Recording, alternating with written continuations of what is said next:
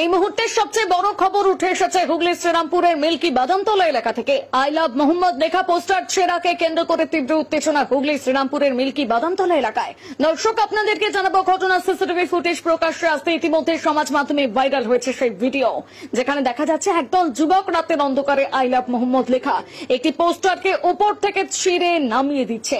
পরক্ষণে পোস্টারটি পা দিয়ে মারিয়ে ঘটনাস্থল থেকে চম্পট দিচ্ছে একদল যুবক।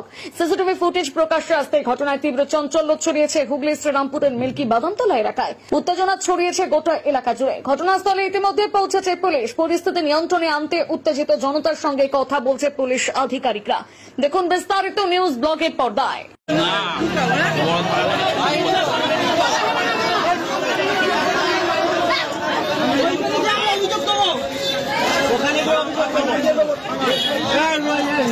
সবাই গিয়ে পুলিশ সঙ্গে যাবো।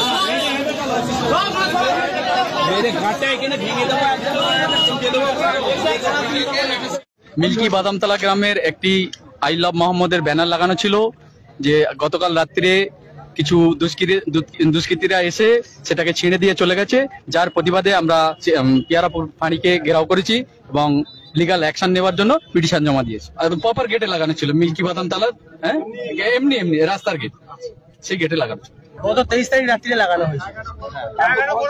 কালকে প্রায় রাত 3:30 নাগাদ ছিঁড়ে দিয়েছে। এবার শুধু ছিঁড়ে দেয়নি, ছিঁড়ে রাস্তায় টানতে নিয়ে গেছে। আর একটা সাম্প্রদায়িক দাঙ্গা লাগাবার চেষ্টা করেছিল, কিন্তু আমরা অশান্তি মারপিটে যেতে চাই না, ওই জন্য আমরা আইনের আওতায় এসেছি। আমাদেরকে প্রশাসন সময় দিয়েছে 1 থেকে 2 ঘন্টা, তার মধ্যে একটা লিগ্যাল অ্যাকশন নেবে বলেছে।